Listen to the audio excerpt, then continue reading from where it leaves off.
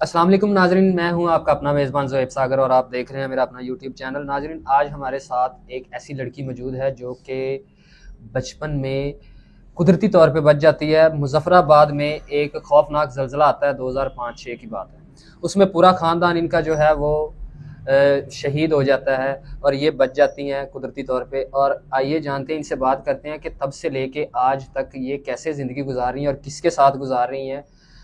अस्सलाम वालेकुम। वालेकुम अस्सलाम। जी, कैसी हैं आप? अल्हम्दुलिल्लाह, आप बताएं। अच्छा मेरी बहन, मुझे ये बताइएगा कि शुरू से लेके अब तक कैसे ज़िंदगी गुजार रही हैं वहाँ पे। आप बचपन में छोटी सी थी, आपको कौन किसने यहाँ पे लेके आई, लाहौर में आप रह रही हैं, तो कैसे ज़िंदगी गुजरी? मैं छोटी थी, काफ़ी छोटी थी, 4-5 साल की होंगी जब मुज़फ़्फ़राबाद में ज़लज़ला आया था, तो हम जी। लोग वहाँ पे रहते थे। और ज़लज़ले में ऐसा हुआ कि मेरी पूरी फैमिली चली गई उसके बीच में। तो मेरी एक खाला है, वो लाहौर में रहती है, वो मुझे अपने पास ले आई थी, क्योंकि मुझे कुछ याद नहीं है ज़्यादा बातें। ज़ाहिर सी बात है, तब आप छोटी सी थी।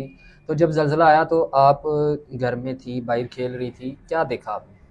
मैंने ये देखा था कि एक अचानक से ज़मीन हिलना शुरू हो गई थी और घर वगैरह सारी चीज़ें नीचे गिरती जा रही थी।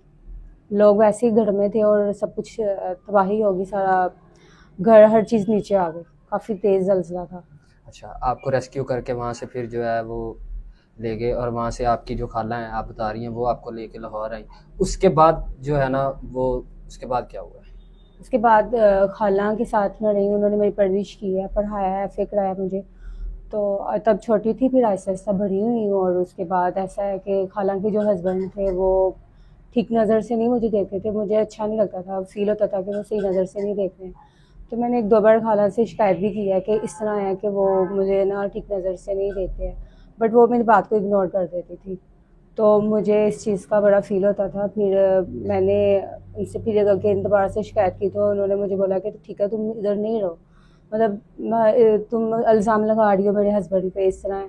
तो फिर मैं वहाँ से जो है, मैंने सोचा कि ठीक है, मैंने एफ़ए भी कर लिया, मैं जॉब वगैरह कोई कर लेती। फिर मैंने जॉब स्टार्ट कर दी, तो फ्लैट ले लिया था एक 10,000 पे। तो अब उस वहाँ पे रह रही हूँ मैं, लेकिन मेरी जॉब जो है ना वो ख़त्म हो गई है, अभी फ़िलहाल कोई जॉब नहीं है मेरे पास। अच्छा मुझे ये बताएँ कि जब आपकी खाला का जो शौहर है वो आप पे बुरी नज़र रखता था, तो क्या आपकी खाला को ज़रा भी गुमान नहीं हुआ या आपकी बात पे यकीन नहीं किया उन्होंने?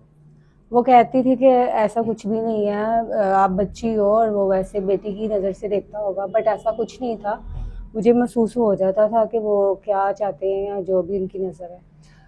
अच्छा मुझे ये बताएँ, वो आपको सिर्फ़ गलत नज़र से देखते थे या कोई मतलब कोई बुरी हरकत वग़ैरह भी उसने आपके साथ कभी की? नहीं, हरकत को अभी नहीं की, क्योंकि मैं खुद समझदार हूँ और मुझे खुद पता है कि मैंने कैसे दूर रहना है। मगर मुझे ऐसा लगता था कि उनका जो टच करते हैं या प्यार दे रहे हैं वो बैड टच है, सही तरह से, मतलब मुझे फ़ील होता था कि गलत टच करना चाहते हैं। अच्छा, तो उसके बाद आप उस घर से निकली और आपने रेंट पे फ्लैट लिया। फ्लैट लेने के बाद आपने कितना अर्सा जॉब की? मैंने 2 साल जॉब की है, लेकिन वो ऐसा है कि 2 माह कहीं और 2 माह कहीं, क्योंकि मैं बाहर निकली, देखा लोगों की नज़रें अच्छी नहीं हैं, तो 2 माह से ज़्यादा कहीं पे कर ही नहीं पाई हूँ। तो 2 साल में बीच में काफ़ी जगहों पे मैंने जॉब की है। अच्छा, इसकी वजह क्या है कि आपने 2 माह, 1 माह, 3 माह किसी एक जगह पे टिक के आपने जॉब क्यों नहीं की? क्योंकि मैंने देखा है बाहर का माहौल, लोगों की नज़रें अच्छी नहीं हैं, इस वजह से कुछ गलत डिमांड्स वगैरह, इस वजह से मुझे चेंज करनी पड़ती थी जॉब। अच्छा, तो अब आपके जो है ना वो कैसे हालात हैं? आपके पास तो जॉब भी नहीं है, तो ये जो घर का किराया वगैरह है या खाने-पीने का जो तमाम सिस्टम है, ये आप कैसे चला रहे हैं? सिस्टम बहुत मुश्किल से चल रहा है मेरा अभी, क्योंकि पैसे जो थोड़ी बहुत सेविंग थी वो भी ख़त्म हो गई है, रेंट भी चढ़ा हुआ है, तो काफ़ी मुश्किलात का सामना करना पड़ रहा है फ़िलहाल।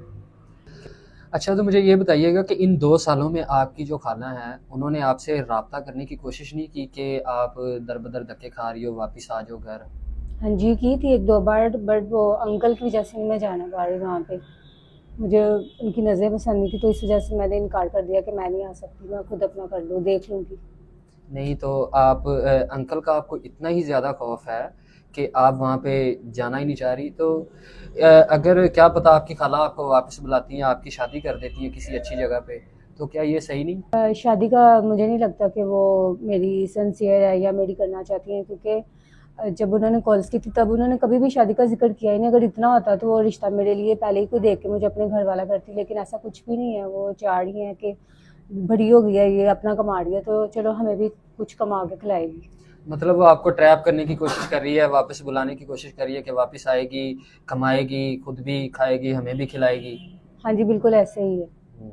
अच्छा, उनकी अपनी कोई औलाद नहीं है? बच्चे हैं उनके, 2 बेटे हैं उनके। अच्छा, मतलब अभी छोटे हैं, उनके पास कोई ज़रिया मुआश नहीं है कि वो यही चाह रही है कि आप आएँ और वहाँ पे कमाई करें, अच्छे तरीके से करें, गलत तरीके से करें, किसी भी तरीके से करें, उनका भी पेट पालें और अपना भी पालें। हाँ जी, यही है उनका ज़हन है कि चलो ये कमा के हमें भी खिलाएगी, क्योंकि बच्चे अभी इतने बड़े नहीं हैं, उनके छोटे ही हैं। अच्छा, तो मुझे ये बताइए कि अभी आप पे जो है ना ये घर का रेंट वगैरह, इलेक्ट्रिसिटी का बिल जो है ये कितना चढ़ा हुआ है? ये कोई काफ़ी टाइम से जो है ना चढ़ रहा है थोड़ा थोड़ा, अब तो 1 लाख से ज़्यादा, 1,20,000 है। 1,20,000 ये आप पे कर्जा चढ़ गया है। अच्छा, और ये खाने पीने का सिस्टम जो है वो कब तक जो है ना ये चलेगा ऐसे ही? खाने पीने का बस गुजारा ही हो रहा है, समझ मुझे नहीं पता था कल मैंने क्या खाना है क्या नहीं खाना। आप बता रही थी कि दुकानदार से जहाँ से राशन वगैरह लेती हैं वहाँ पे भी जो है ना उधार वगैरह हुआ हुआ है। हाँ जी, चढ़ा हुआ है, वो मांग भी रहे थे, तो मैंने कहा था मैं कोई जॉब देख के फिर आपको कर दूंगी, अभी थोड़ा सा मुझे टाइम दे दे। अच्छा, तो मुझे अब ये बताएं, आप हमारे पास आई हैं तो आप अब क्या चाहती हैं? मैं यही चाह रही थी कि अगर मेरी कोई हेल्प कर सकता है तो कर दे, या फिर मदद कर सकता है कोई, मेरा कर्जा उतार दे। जी, बिल्कुल ठीक हो गया। नहीं देखिए मेरी बहन, हेल्प तो इंसान कोई भी है ना बंदा, वो आजकल की दुनिया में इतनी ज़्यादा हेल्प कोई भी नहीं करता। हर बंदा जो है ना वो देखता है कि हमारे चैनल पे जो है ना लोग, अच्छे लोग भी हैं, बुरे लोग भी हैं। अच्छे लोग इस तरह से है कि लोग रिश्ते की तलाश में होते हैं, जो है ना दूसरी शादी के ख्वाहिशमंद होते हैं, तो हेल्प तो वो करेंगे ही आपकी, लेकिन वो अगर आपसे शादी करने की ख्वाहिश करते हैं तो आप क्या शादी भी करना चाहेंगे? 2 साल हो गए हैं मैं जॉब कर रही हूँ, धक्के खा रही हूँ, बाहर निकली हूँ फैमिली से, तो मेरी तो यही ख्वाहिश है कि कोई अच्छा सा लॉयल सनसियर इंसान मुझे मिल जाए, जो मुझे अच्छे से संभाले भी और मेरे कर्जे वगैरह भी उतार दे, इज्जत दे मुझे, मेरे लिए भी आसानियाँ पैदा हो जाए ज़िंदगी में। अच्छा, आपकी रिश्ते के हवाले से कोई डिमांड वगैरह? मेरी कोई डिमांड नहीं है, जैसा भी हो, अच्छा इंसान हो, मैच्योर हो, जो मुझे अच्छे से संभाल सके, निभा सके रिश्ते को। डिमांड कोई भी नहीं है, बस अच्छा होना चाहिए, यही डिमांड है। अच्छा, तो मुझे ये बताइए कि आपको जिससे आप, जो आपके लिए रिश्ते की जो है ना ख्वाहिश करे, उसकी उम्र के हवाले से भी आप मुझे बताइए कि उसकी उम्र कितनी होनी चाहिए, और दूसरी शादी जो करना चाहे उससे भी अगर आप शादी करना चाहें तो वो भी बताइए, या जो भी आपकी जो है ना डिमांड वो बताएं आप। मेरी ये है कि कोई मुझे मैच्योर इंसान चाहिए, बड़ा हो, बड़ी एज का थोड़ा सा हो, 22-23 साल 25 साल का लड़का ना हो, एक इज्जतदार इंसान हो जो मुझे इज्जत दे सके। अच्छा, उम्र की आपको कोई मसला नहीं है, ये बड़ी उम्र का होना चाहिए और मैच्योर होना चाहिए, इज्जत देने वाला हो? जी बिल्कुल, बेशक 20 30 40 जितना मर्जी हो, बस मुझे इज्जत दे सके, और बेशक वो पाकिस्तान में हो या बाहर में हो, ये भी मुझे मसला नहीं है। अच्छा, तो दूसरी शादी जो करना चाहे, आपको इज्जत दे, आप उससे भी शादी करने के लिए तैयार हैं? अच्छा, मुझे ये बताएं कि बड़ी एज वाले से शादी करने के बारे में ही आप क्यों बज़िद हैं? मैं इसलिए ऐसा कह रही हूँ, बड़ी एज के जो लड़के होते हैं वो मैच्योर होते हैं, समझदार होते हैं, और वो किसी की लाइफ ख़राब करने से पहले सोचते हैं। अनमेच्योर बॉयज़ छोटी एज के जो होते हैं वो टाइम पास करते हैं, और मैं नहीं चाहती कि मैं दोबारा से मेरी ज़िंदगी में, पहले ही इतने मसले हैं और दोबारा से मसले आए, मैं मेरे साथ धोखा हो। अच्छा, लास्ट में मैं आपसे सिर्फ यही सवाल करूंगा कि आपकी कोई और डिमांड आप अभी बता दें हमारे देखने वालों को, कि आपकी कोई और डिमांड क्या है? मेरी और कोई डिमांड नहीं है, बस जो मैंने आपको बताया है कि अगर अच्छा सा इंसान मैच्योर मुझे मिल जाए शादी के लिए, इससे ज़्यादा मेरी कोई डिमांड नहीं है। अच्छा, लास्ट में अपनी खाला और अपने खालू को कोई मैसेज, या इन जैसे लोगों को कोई मैसेज देना चाहिए?